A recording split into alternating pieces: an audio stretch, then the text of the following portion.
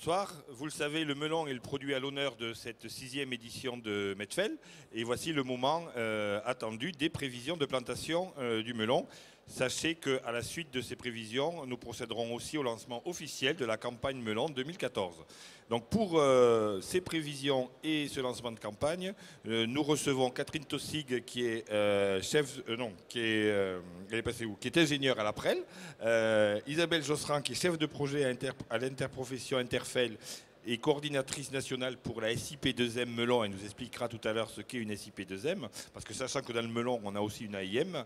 Alors pour l'AIM, nous avons Bernard Miozzo, qui est l'animateur de l'interprofession du melon, et les deux coprésidents, Bernard Chiron et Bernard Boredon. Donc 3 Bernard autour de la table. Il va falloir faire attention à ne pas se mélanger. Donc Catherine, on commence par vous et on commence par les prévisions de plantation pour la campagne 2014. Je vous laisse la parole. Merci. Voilà, donc le diaporama arrive en même temps. Donc comme chaque année, là, je vais vous présenter les prévisions melon charentais, Maroc, Espagne et France. Voilà, mes sources donc sont l'AIM, Association interprofessionnelle melon, les opérateurs français au Maroc, en Espagne, les stations d'expérimentation des autres régions et les chambres d'agriculture, et puis bien sûr les sociétés semencières et un certain nombre de contacts. Donc, alors on commence par le Maroc. Voilà, on commence par le Maroc. Donc la région qui est le pays le plus précoce. Donc les régions de production en partant du sud, donc il y a la région de Darla, ensuite Agadir. La grosse région de production c'est Marrakech, et on a aussi un opérateur qui est tout au nord à Kénitra. Et les points rouges, qu'est-ce qu'ils signifient? Les points rouges, ce sont les villes. Ah d'accord. Casablanca, Rabat, Tanger. D'accord. Voilà. Okay. Et les points bleus, ce sont les zones de production, du melon. Du melon au Maroc. Charentais. Voilà, donc à Darla, ce sont des serres hautes avec une culture palissée. À Marrakech, on a aussi un petit peu de serre, mais c'est surtout du plein champ. Voilà, des cultures de plein champ. Voilà, donc, alors voilà les chiffres. Les chiffres. Donc les surfaces qu'on a vues cette année, donc sur la zone de Darla, on a parlé donc de 280 hectares, donc pour une production en mars-avril. Ensuite, en remontant un petit peu la région d'Agadir, on a environ 400 hectares, avec un petit peu de serre et beaucoup de plein champ. Et puis la région de Marrakech, environ 1000 hectares, auquel voilà, j'ai rajouté aussi la région de Kénitra dans ce chiffre-là, parce qu'il y a un seul opérateur sur Kénitra, donc on n'individualise pas les chiffres. Donc quelle est la tendance par rapport à la campagne ou aux campagnes précédentes? Voilà, donc sur Darla, vous voyez qu'il y a une légère baisse des surfaces, liée à il y a deux opérateurs en moins, donc sur la région de Darla. Sur Agadir, les surfaces avaient surtout baissé l'année dernière, mais on a une poursuite de cette baisse. Et sur la région de Marrakech, par contre, on a une stabilité des surfaces. L'année dernière, il y avait eu une baisse. Donc cette année, on a stabilité des surfaces, donc autour de 1000 hectares. On m'a parlé de baisse des petits producteurs. Voilà. Donc les cultures ont été plutôt belles cette année. Il n'y a pas eu d'accident climatique. Donc globalement, sur le Maroc, un potentiel plutôt en baisse. Oui, on peut dire ça. On peut dire ça. Alors, les conclusions. Ouais. Voilà. Les surfaces sont en baisse. Les surfaces sont en baisse, oui, parce que là, on parle surtout des surfaces. Oui. Et ensuite, le tonnage, c'est autre chose. Différent. Voilà. D'accord. J'ai pas trop approfondi les questions de tonnage, parce que, bon, par exemple, la région de Darla, ça vient très tôt, donc maintenant c'est fini, donc on ne parle pas de ce qui est passé, quoi, voilà. Donc sur Darla, la récolte est finie, à Agadir aussi. Donc à Marrakech, les cultures sous serre ont commencé à partir de fin mars. Il y avait un peu de retard. Et on est actuellement dans la période de production du plein champ. Donc le charentais jaune a commencé à peu près vers le 20 avril et le charentais vert vers le 25 avril. Le pic de production a été début mai et se poursuit actuellement. J'avais mis entre le 5 et le 15 mai. Peut-être que certaines personnes autour de la table auront des précisions sur la situation, mais bon, on sait qu'il y a encore pas mal de melons marocains cette semaine en France. Alors, avant de passer à l'Espagne, est-ce que justement un de nos trois Bernard a un commentaire, une réaction à faire sur ce qu'on vient d'apprendre sur le Maroc? Bernard Chiron? On peut simplement dire qu'effectivement, le tonnage et les surfaces, il y a une corrélation, mais il y a une corrélation en fonction du climat. Donc l'année dernière, c'était peu favorable. Cette année, c'est plutôt favorable. Donc on pense que le tonnage du Maroc sera supérieur à celui de l'année dernière. S'ils arrivent à tout exporter, parce qu'il y a d'autres problèmes dont on va parler en suivant. D'accord. Alors on continue par l'Espagne, Catherine. On revient au... Voilà. Donc, hop. Normalement, Bon, il manque une carte de production. il y a une carte de production, il y a des photos. Voilà. Bon, je ne sais pas où elles sont passées. Alors, mais peut-être qu'on les trois aura zones après. de production. Ah ben voilà. Voilà. Bon, ben, voilà, je Bon, vous montre la voilà. carte de production avec la région de Murcia qui est la région la plus importante. Almeria, Malaga étant des régions beaucoup plus marginales. Je vous montre les photos. Donc, on a eu la chance cette année avec ma collègue Lucille Guigal du CHM de pouvoir aller voir les cultures dans la région de Murcia. Donc, je vous ai mis des photos toutes fraîches de l'année. Donc, vous voyez que les cultures sont plutôt belles. Donc là, ça date de quand cette Là, photo on y était entre le 28 et le 30 avril. Ah oui, c'est tout frais. Ah oui, c'est tout frais, ouais. Mais depuis, les melons commencent à mûrir. Là, ils n'étaient pas encore mûrs. Voilà, on a quelques belles surfaces, donc là, les découvertes. Et puis, ça, c'est des cultures sous 500 trous, donc avant d'enlever la bâche, hein, on voit que les cultures aussi sont belles et bon, c'est temps d'enlever la bâche, quoi. Voilà. Donc, je vais revenir Sur le tableau. sur le tableau. Voilà. Avec un récapitulatif des surfaces. Donc sur la région d'Almeria, ce sont des serres, des cultures sous serre avec du charentais vert, donc, qui est en directe concurrence avec le Maroc. Donc les surfaces ont beaucoup baissé au cours des années. Maintenant, il semble que les surfaces soient stabilisées autour de 300-350 hectares.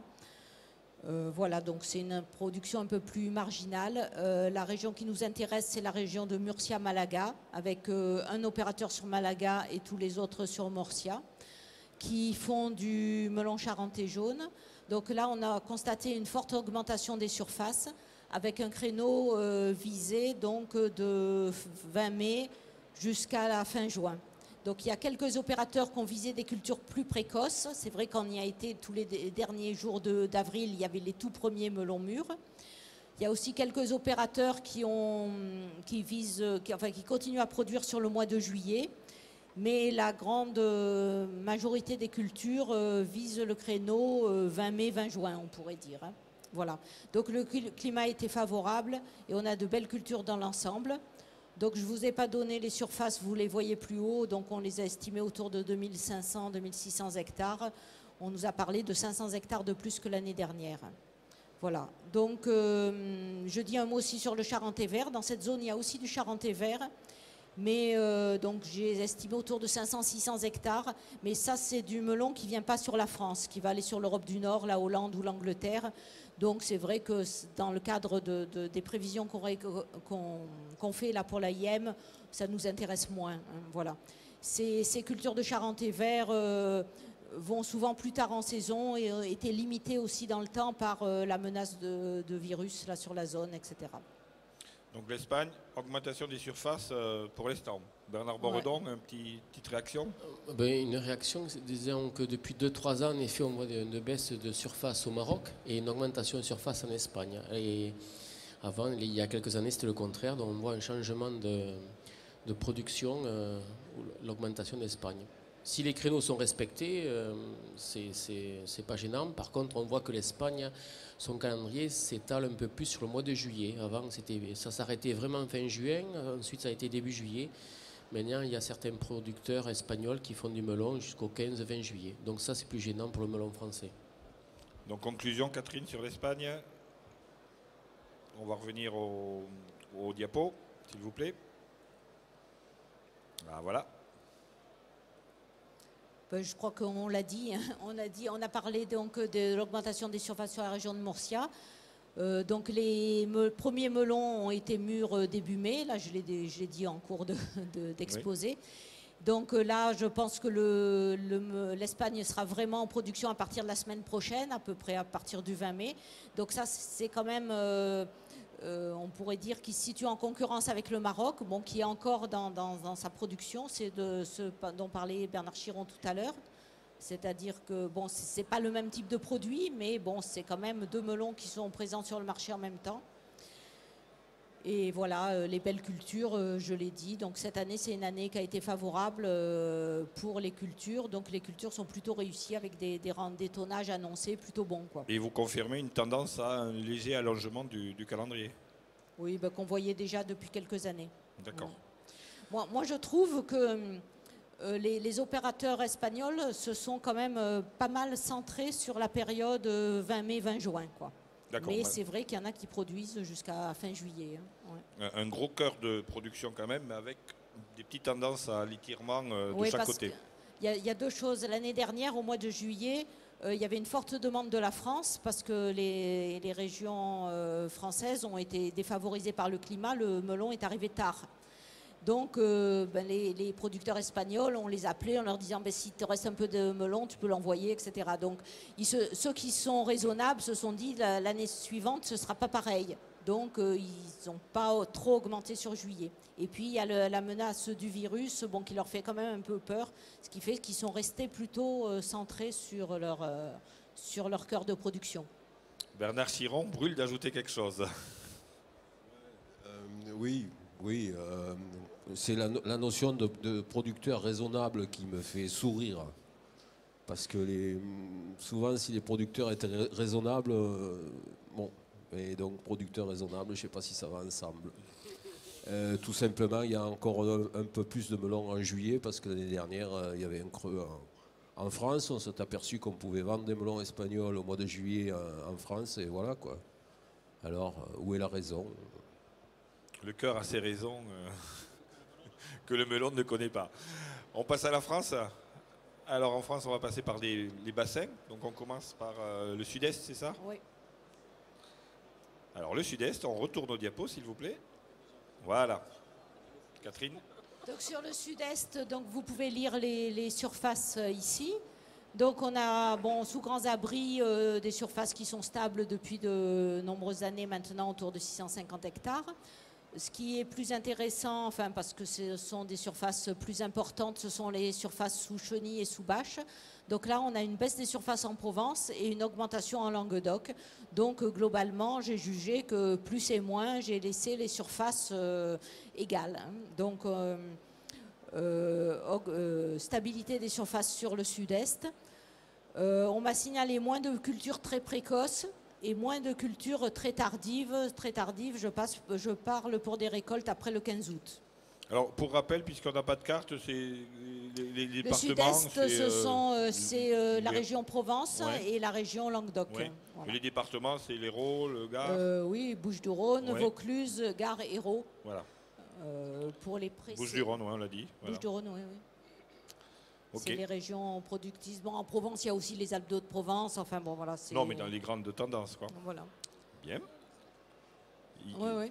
On n'oublie pas les Alpes de Haute-Provence. N'oublions jamais. Allez, Catherine. Donc, comme en Espagne, on n'a pas eu de problème climatique grave cette année. Donc, les cultures sont plutôt belles dans nos régions. Et à ce jour, on a une précocité d'environ 1 semaine. Bon, je dis à ce jour, puisque on a encore la deuxième quinzaine de mai là, qui va influencer les cultures de plein champ. Donc, on a confirmé selon le climat de la deuxième quinzaine de mai. Donc Bernard Chiron, on est chez vous là. Là, vous jouez à domicile dans le sud-est. Donc, on est chez nous, oui. Alors, quoi dire diminution en Provence quand même. En Provence, on a ressenti les crises peut-être plus qu'ailleurs. Diminution en Provence, augmentation un peu en Languedoc. Je crois que ça se joue sur une centaine d'hectares qui a basculé d'un côté à l'autre. Paradoxalement, de moins en moins de production en juillet chez nous. Ça tient à plusieurs phénomènes. Il y a le phénomène variétal et le phénomène commercial. Mais le phénomène variétal, nous avons perdu des variétés qui ne sont plus à la mode et qui étaient très précoces, comme Cézanne par exemple. Et le fait de changer de variété très précoce, on recule dans le calendrier. Voilà. Les Alpes de Haute-Provence, pour mon cas, c'est sûrement les meilleurs melons de l'année. Voilà. Donc, tendance à la stabilité, mais avec des échanges intra-régionaux qui se font. Alors, on continue avec le sud-ouest. Oui, il y aura un mot à dire. Je Oui, dirais pardon. dans la conclusion, c'est sur les serres aussi, hein, parce que Oui. ces grands abris, ils sont majoritairement en Provence. Et ça, c'est quand même c'est important pour notre région. Mais D'accord. bon, là, je parle d'abord de Oui. toute la France, hein, généralement. Oui, Bernard, vous vouliez... Oui, effectivement, le melon est là, donc on va lancer la campagne. On va lancer la campagne parce que le melon de nos serres est arrivé. Et voilà. Donc, On le garde pour tout à l'heure, on on l'a, continue. ouais. On continue. Donc, je continue avec le bassin sud-ouest. Je ne vous dirai pas les départements. Tarn-et-Garonne, Lot-et-Garonne et Gers. Voilà.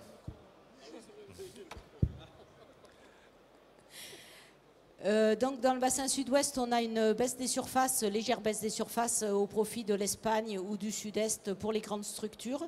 Donc c'est les opérateurs qui ont des surfaces relativement importantes et qui sont partis en partie en Espagne et un ou deux dans le sud-est.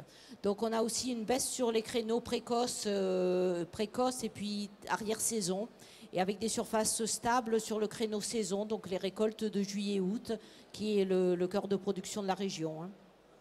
À ce jour, donc on a eu aussi des bonnes conditions de plantation et de reprise, avec de belles cultures. Alors Bernard Boredon, le sud-ouest est chez vous. Donc, Oui, tout à fait. qu'est-ce que vous avez à ajouter ou à confirmer? Depuis 2-3 ans, dans le sud-ouest baisse en surface. C'est un peu comme la Provence, donc avec des soucis économiques. Ce sont plutôt des petits producteurs qui cessent qui baissent les surfaces. Et voilà, donc ce qui est vrai, c'est que pour le moment, l'implantation par rapport à l'année dernière, l'implantation s'est très bien faite. Et donc les plantes sont très belles, il n'y a pas de problème sanitaire. Et donc la saison démarre bien. Mais que sera le mois de juin, que sera le mois de juillet? On ne peut rien dire. C'est déjà bien de bien démarrer. Catherine, on continue notre tour de France? Oui, on va continuer avec la troisième région de production qui est le centre-ouest. Là aussi, on annonce une légère baisse des surfaces. À ce jour, donc les plantations sont toujours en cours. On a eu, comme ailleurs en France, de bonnes conditions de plantation, une bonne reprise. Les cultures sont belles et pour l'instant, on a une légère avance sur les cultures, sur l'ensemble des plantations. Alors, on n'a pas de représentant du centre-ouest, mais quelqu'un a une info. Bernard Miozzo, qui est neutre, lui. Il est apatride. Non, je ne suis pas du centre-ouest, mais la seule chose que je peux dire, c'est que la configuration, elle est excellente. Voilà, cette année par rapport à 2012 ou 2013, où on avait de sérieux problèmes climatiques. Et donc là, on croise les doigts et en principe, tout devrait bien se passer. La campagne dans le centre-ouest devrait commencer à la mi-juillet sans problème. Donc, Voilà. on est un peu en baisse en surface, mais on démarre bien, c'est ça? Tout à fait. Ouais. Gardons cette note positive. Voilà, je Catherine, vais récapituler. donner le total voilà, pour la France. Donc, je ne sais pas par où partir. Bon, sud-est, 5400 hectares, sud-ouest, 3500 hectares, centre-ouest, 4900 hectares. Bon, la Corse et les autres régions, j'ai gardé les mêmes chiffres que le recensement là, de 2010 ou 2011, là, parce que c'est des régions sur lesquelles on n'a pas tellement d'infos et bon, qui représentent quand même, qui sont marginales en matière de nombre d'hectares. Donc, ce qui fait un total France de 14 000 hectares. Donc, on est effectivement en légère baisse sur les surfaces, donc surtout dans les régions sud-ouest et centre-ouest.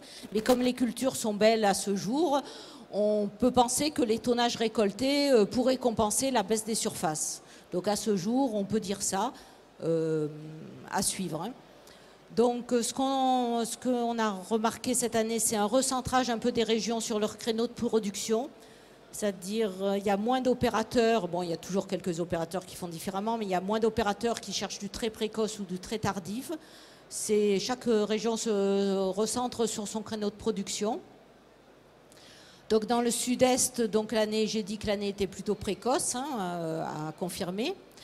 Et dans le sud-ouest et le centre-ouest, pour l'instant, les conditions sont bonnes. Hein. On a une légère avance aussi, à voir selon les climats des mois de mai et juin.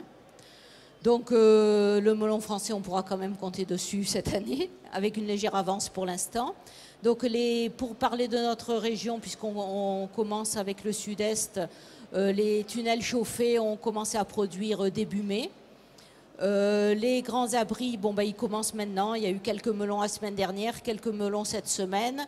Bon, là, avec le Mistral, les nuits sont froides, donc on me dit que ça ne va pas trop vite. Mais je pense que quand le Mistral va tomber, la semaine prochaine, devrait y avoir pas mal de melons. Voilà, et puis les autres régions en suivant. Mais merci Catherine pour ce tour d'horizon. Alors, on va revenir dans les grandes lignes. Mais finalement, je m'adresse aux deux coprésidents. 14 000 hectares de melons, c'est pas neutre, ça, dans l'agriculture française. Ça représente combien de producteurs, à peu près? Ah. On a parlé de producteurs. Au niveau des producteurs, c'est autour de 3 000 producteurs, mais c'est difficile à non, dire. Mais un ordre de grandeur. Autour de 3 000 producteurs. Parce qu'il y a des producteurs qui ont 50 hectares ou 1 hectare et d'autres qui ont 1000 hectares. Donc voilà, il y a de tout dans l'AIM. Voilà. C'est très bien. Donc c'est pas neutre parce que donc, ça fait une production qui oscille entre 250 000 et 300 tonnes suivant les rendements. C'est à peu près ce que consomme la France. Et donc on peut estimer par exemple, pour citer un autre chiffre, qu'on importe autant de melons que ce qu'on en exporte. Voilà, c'est un peu l'équilibre à la louche, mais c'est un peu l'équilibre. Voilà. Quels sont les 300 000 tonnes, c'est pas neutre. Non. Quels sont nos marchés d'export? Les marchés d'export, principalement l'Europe proche. En commençant par... Belgique en numéro 1, je pense que c'est. Possible, j'ai pas les chiffres. Vous n'avez pas révisé? Belgique, on le regarde pas. C'est l'Europe. Belgique, Suisse et l'Italie, et ensuite il y a un peu l'Allemagne, un peu l'Angleterre, et même un peu l'Espagne. Un peu l'Autriche. Mais un peu moins. Ouais. Un peu l'Autriche aussi. Mais la Belgique est en numéro 1. Ouais. Bon, si on part maintenant sur... on vient de faire le point sur les prévisions pour la campagne 2014. Si on fait un recul sur 5 ans, 10 ans, quelle est la situation de la filière française de melon? Comment vous la caractériseriez? Depuis 5 ans, on voit qu'il y a une modification au niveau de la production, puisqu'on est en légère baisse chaque année de surface.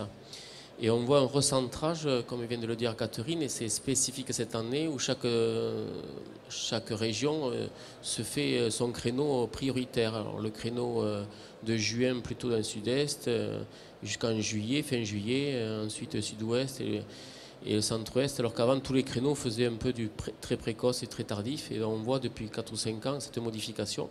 Il y a une légère baisse parce qu'il n'y a peut-être eu trop de melons à un moment donné, et il y a eu des crises régulièrement, donc ça se régule naturellement par les surfaces, mais le climat fait que des fois il y a de grandes crises. L'année dernière il y avait une baisse de surface par rapport à 2012. En juillet, il n'y avait pas du tout de melons, tout est arrivé en août, donc il y avait une grave crise. Et cette année, tout se passe bien, tout est bien implanté. Mais s'il y a un mois de... Nous sommes à l'abri de rien. Voilà, s'il y a un mois de juillet très très très chaud, ça peut arriver tout d'un coup fin juillet. Donc nous sommes un légume et donc c'est difficile. Les melons, nous allons planter encore des melons jusqu'à début juillet. Donc tout n'est pas planté. C'est vraiment une prévision de surface. Bernard Giron, Catherine, pardon, je n'ai pas... Je disais une prévision à ce jour. Hein. Voilà, c'est vrai exactement. que pour les régions plus tardives, les plantations continuent. Bien sûr.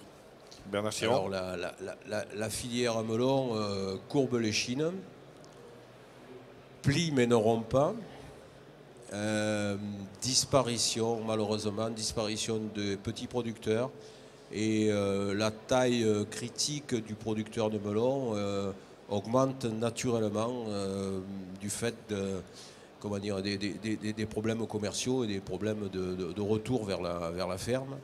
Et donc avant, avec 3 hectares ou 4 hectares, on y arrivait. Maintenant, il faut 5 hectares, ou il en faut 10, ou il en faut 15, ou il en faut 20. Mais voilà, disparition des petits producteurs et les producteurs qui résistent grossissent un peu naturellement pour arriver à valoriser leur travail. Donc Bernard Boredon, oui, tendance à l'agrandissement et donc à la spécialisation, j'imagine. Oui, tout à fait. Et, donc, disparition des petits producteurs, ou alors les petits producteurs qui continuent se mettent surtout sur les circuits courts, c'est à la mode. Donc, il y a les circuits courts et abandonnent les circuits longs. Et par contre, les gros producteurs, enfin les producteurs qui augmentent les surfaces ou qui sont déjà surfaces importantes sont dans les circuits longs.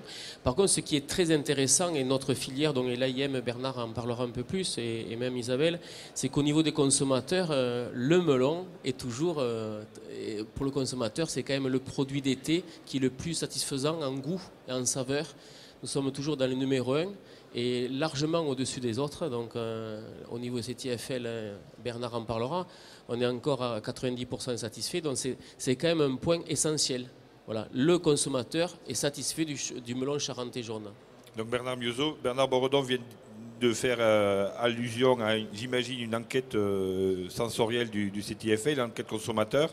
Qu'est-ce que vous avez à nous apprendre là-dessus? Alors, en 2013, on a fait réaliser par le CTFL une enquête consommateur, une enquête distribution.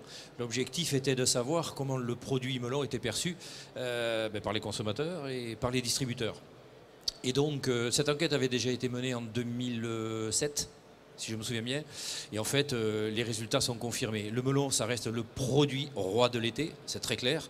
On a d'ailleurs des études de la CLCV enfin qui sont faites sur le mois de juin et le mois de juillet, où le melon ressort, et Bernard l'a dit, on ressort très très loin en goût satisfaction chez le consommateur.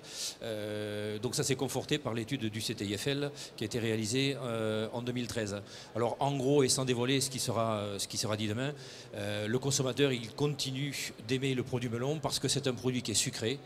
C'est d'abord un produit qui est parfumé, un produit qui est sucré et un produit qui est juteux.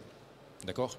Donc tout ce qui peut être croquant, craquant, sans trop de parfum, c'est du melon qui peut être réservé sans doute pour les débuts de consommation ou les fins de consommation. Mais dans le cœur de saison, juillet, août, le consommateur choisira toujours et préférera toujours un produit sucré, parfumé et toujours très juteux, quoi.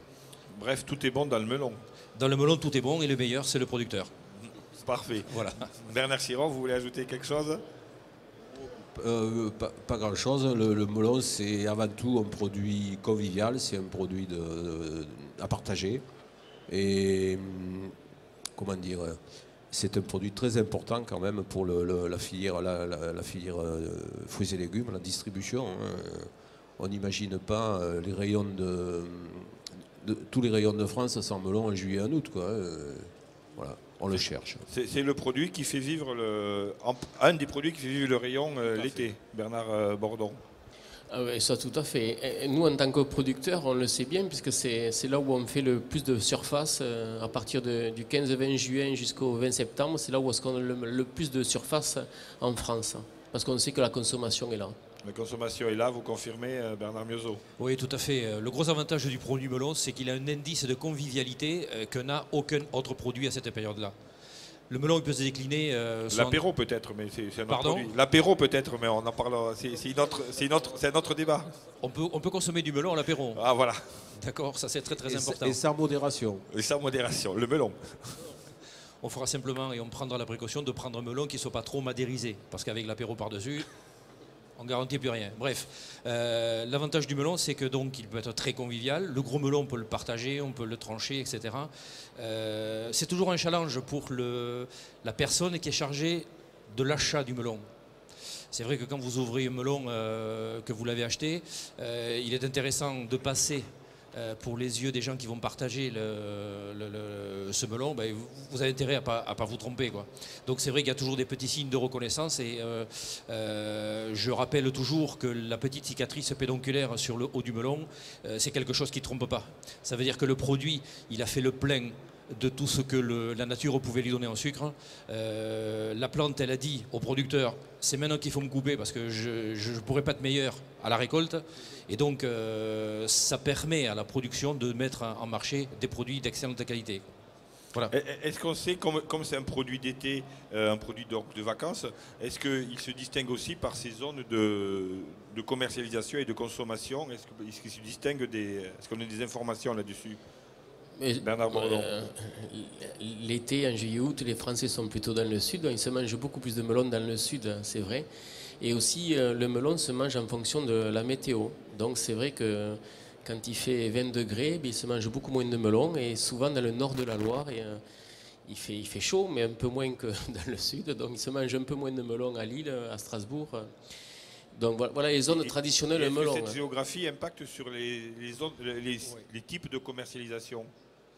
C'est-à-dire, est-ce qu'il y a un peu plus de marché, de vente directe que dans d'autres fruits ou légumes? Alors, on sait pertinemment que sur la côte atlantique, il y a une grosse zone de production où là, c'est effectivement les vacanciers qui en bénéficient. Parce que sur la zone Charente-Maritime, Charente, etc., et même un petit peu plus dans les terres, il y a un certain nombre de maraîchers qui font beaucoup de production, puis pas que du melon, mais pour servir essentiellement et en direct les vacanciers. Donc, on trouve à cette période-là des melons d'excellente qualité gustative puisqu'ils sont ramassés au top de leur qualité. Ce que je voudrais dire, moi, c'est qu'on a quand même 3 bassins de production. Donc ça a été évoqué, le bassin sud-est, le sud-ouest et le centre-ouest. Et que dans chacun d'eux, on peut trouver un produit phare. Je vais commencer par le sud-est. Et là, on a un signe officiel de notoriété qui s'appelle le melon de Cavaillon. On embraye avec le sud-ouest et là on a un second signe officiel de qualité qui est le melon du Quercy, donc sous IGP. Et dans le centre-ouest, on a également l'IGP melon du Poitou. Donc chaque bassin a son propre outil de qualité, donc Cavaillon, Quercy et Poitou. C'est intéressant de le signaler. Oui, merci. Attends. Et je signale également, ça c'est, j'entends des voix, je signale également qu'il existe un label rouge qui se trouve dans la région de Béziers. Et donc là, c'est un cahier des charges qui implique un certain nombre de process très réglementés. Donc c'est un melon de qualité et il est produit à l'heure actuelle sur le département de l'Hérault. De l'Hérault. Donc des signes de qualité, des marques ombrelles, des marques phares, des marques aussi d'entreprise. Il y a de belles marques qui sont connues du grand public dans le melon. Je ne vous donne pas de les citer parce que vous allez faire engueuler par les autres. Mais on les a toutes en tête. De cette attention, je tiens à ma place.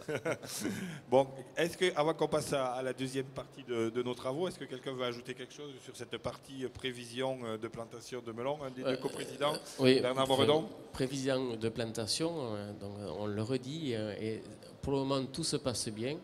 Il n'y a pas de raison qu'il y aura du melon de bonne heure, donc on va lancer la campagne tout à l'heure avec mon ami Bernard Chiron de Cavaillon, et pour un Quercinois c'est bien. Mais on va arriver plus tôt que l'année dernière, une année normale, et on va arriver le mois de juin, juillet, août, septembre, on sera bien rempli en melon, mais il peut y avoir une catastrophe climatique qui fait qu'il y aura un pic de production en juillet ou en août. Mais c'est vrai, pour le moment, les plantations sont faites de telle sorte qu'il y aura du melon avec un volume raisonnable tout le temps. Parce que j'ai entendu ce matin, certains disaient « Ouh là là, on prévoit des crises en melon ». Je ne sais pas comment les gens peuvent le savoir. Hein. Il y a des melons qui ne sont pas plantés encore, donc on ne peut rien savoir. Donc, pour le moment, tout se passe bien. Voilà. Bon. Alors, on reste sur ça, c'est le mot de la fin pour cette partie-là. Tout se passe bien pour l'instant. Jusqu'ici, ça va. Jusqu'ici, ça va, et maintenant, il nous faut du soleil pour consommer et pour faire la fête. Alors, on va passer à la deuxième partie de nos travaux. Avant de donner la parole à Isabelle, je veux annoncer l'événement de demain quand même, parce que j'ai dit tout à l'heure que le melon était le produit à l'honneur de Medfeld 2014, mais il y a un deuxième événement demain ici même, donc dans l'enceinte de Medfeld. C'est le premier congrès euro-méditerranéen du melon. Alors, je lis le programme avec vous si vous permettez. Donc, ouverture à 9h30 par une représentante de la région. Présentation de la production de melon dans le monde, donc état des lieux. Puis on détaillera cet état des lieux par pays, Italie, France, Espagne, Maroc, avec des représentants de tous ces pays, un Italien du TSO, Bernard ici même de l'AIM, Jacques Dax, que le délégué de la REFLE pour l'Espagne, un représentant du Maroc qui est délégué au marché de Saint-Charles. Une demande des marchés et tendances de la consommation par un représentant de Bayer, c'est ça? Le déjeuner, il ne faut pas l'oublier. Et l'après-midi, on sera plus sur des questions techniques et économiques, sur les problèmes phytosanitaires par Gérard Roche de Légumes de France. Comment développer et valoriser la consommation, la prévention et la gestion des crises pour un produit périssable, on vient d'en parler, le melon, et la promotion du melon en période de crise, l'exemple français par Isabelle qui est à côté de moi. Donc voilà, demain, ici même, dans l'enceinte de Melchel, retenez bien le premier congrès Euro-Méditerranée du melon à la salle Canigou, me souffle-t-on. Isabelle, je rappelle que vous venez d'Interfel, que vous êtes chef de projet et coordinatrice nationale pour la SIP2M Melon. Donc nous avons faire avec vous déflorer la campagne de communication pour 2014. Alors bonjour à tous. Oui, effectivement, donc là, on va vous présenter ici les actions de communication qui sont prévues au niveau de la SIPMM Melon pour cette campagne 2014. Alors SIPMM? Alors SIPMM, section interprofessionnelle de première mise en marché. À ne pas confondre avec l'AIM. Alors l'AIM, c'est l'association interprofessionnelle Melon. La SIPMM, elle appartient à Interfel. Elle est constituée des 4 familles amont de l'interprofession. Et en fait, c'est une petite interprofession dans la grande interprofession, c'est-à-dire qu'on est sur un seul produit et on n'est que sur la partie amont, donc de la production à la première mise en marché. Voilà, par rapport à Interfel qui réunit toutes les familles de la production à la distribution comprise et qui réunit tous les produits, tous les fruits et légumes. Alors, on et revient pour préciser, j'aimerais dire Bernard quand même que c'est l'AIM qui gère politiquement la SIPMM. Voilà. C'est d'une simplicité biblique. Non, voilà. Hétéroïclite tout à l'heure, je relèverai les copies pour ceux qui ont compris.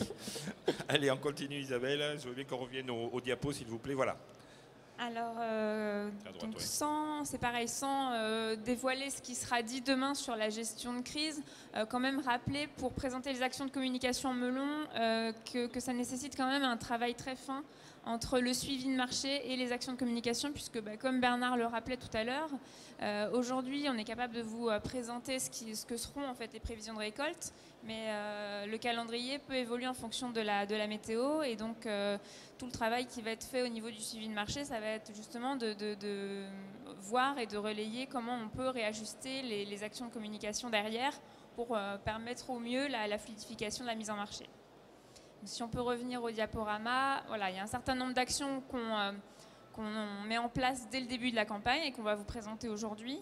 Et après, en fonction du suivi de marché qui sera hebdomadaire en cœur de campagne, on aura la possibilité de réajuster avec la programmation des animations en point de vente, c'est-à-dire d'organiser, de mettre des animateurs dans les points de vente pour encourager à la consommation du produit et éventuellement déclencher des actions de relations presse.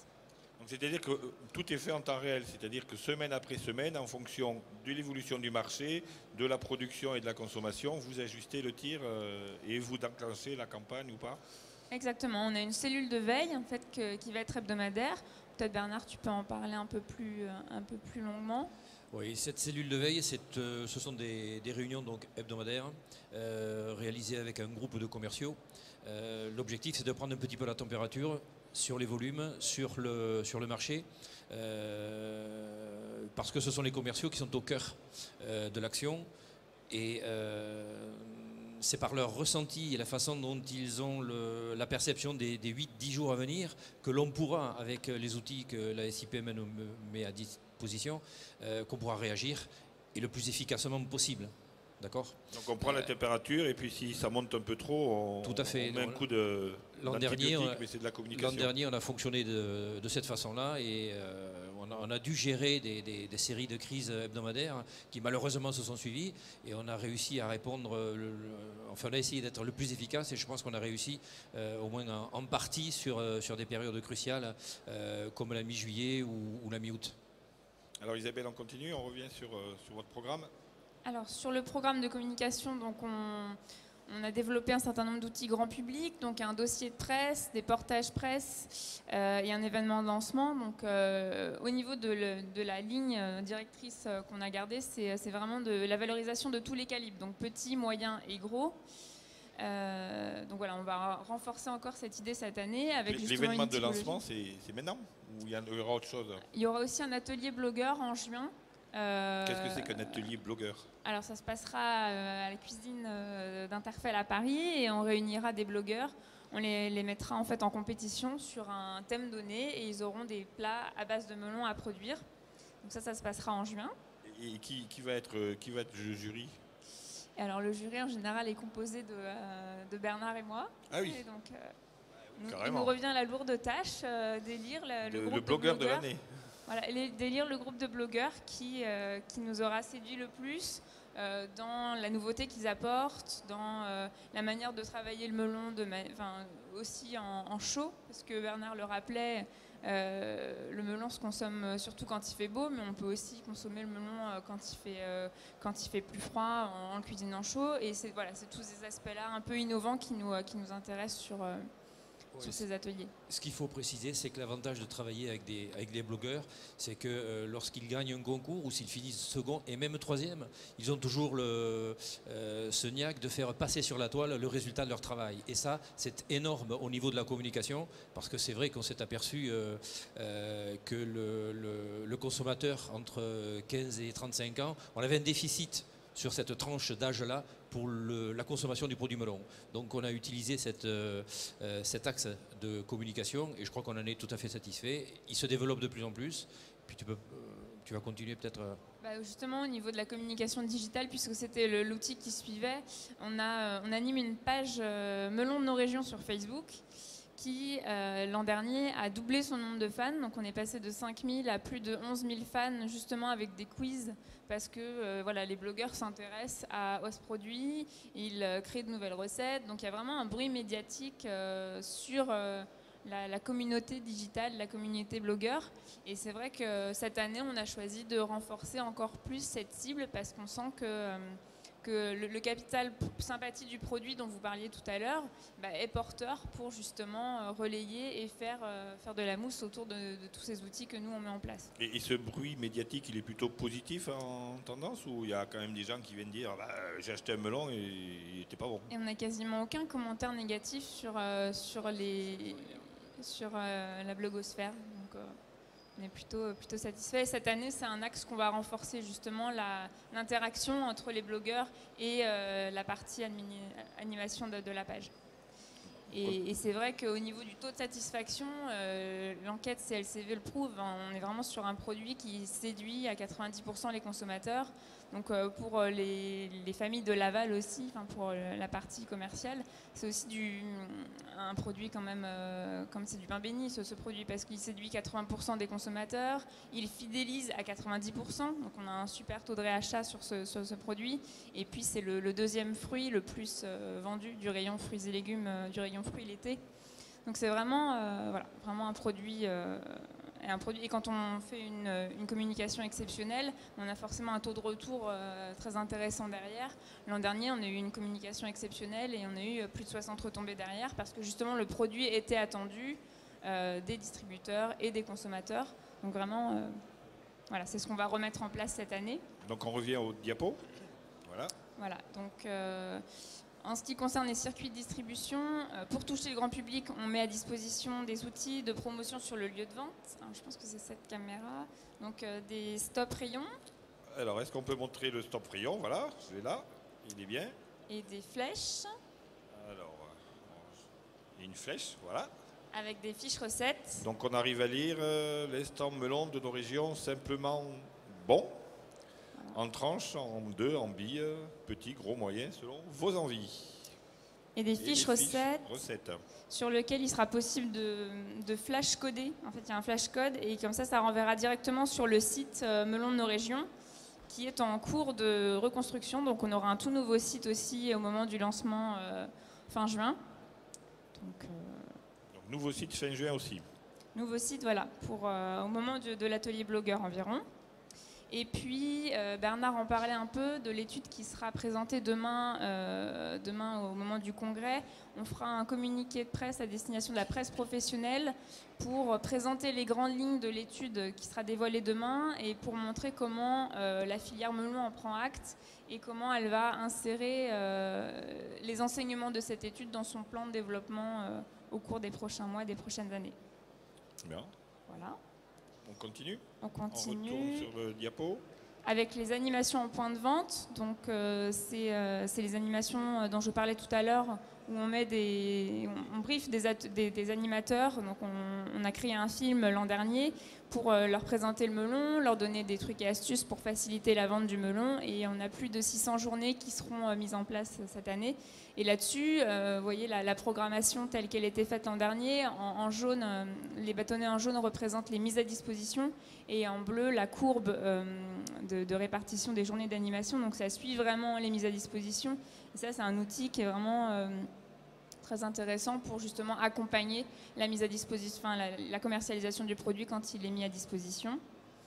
Et nos animateurs auront un magnifique tablier melon de nos régions aussi. Et vous n'êtes pas venu avec votre tablier? Et je ne suis pas venue avec le tablier qui est en cours de, il est en cours de ouais, création. il n'est pas encore tissé.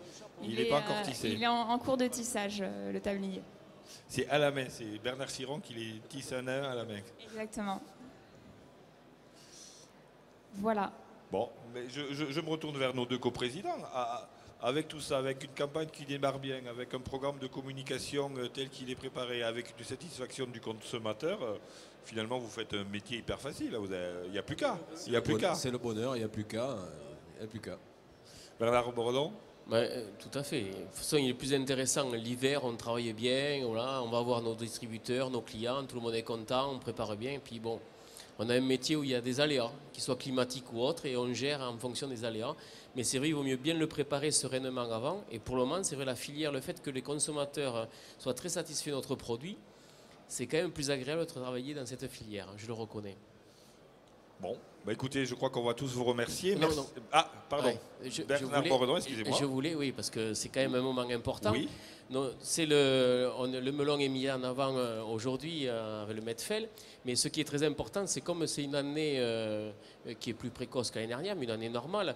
Donc je tiens à vous dire qu'on va lancer officiellement la campagne du melon en France. Alors c'est vrai que... Vous m'inquiétez là, vous allez me lancer un melon dans la... Alors préparez-vous.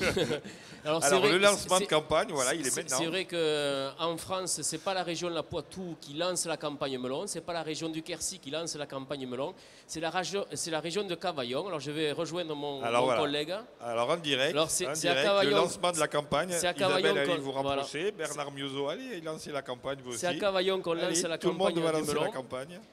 Et donc c'est notre ami Bernard qui va le couper. Et évidemment, on va le manger devant vous et on va se régaler devant vous. Et moi, j'ai rien, c'est sympa.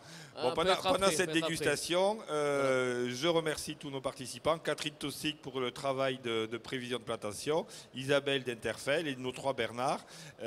Et voici le lancement de la campagne. Donc là, c'est du vrai direct, le lancement de la campagne. Et je rappelle que demain il y a le congrès euro-méditerranéen du melon, ici même à Medfeld. Melon produit à l'honneur cette année, lancement de campagne, et j'espère qu'on me laissera goûter un petit peu de melon.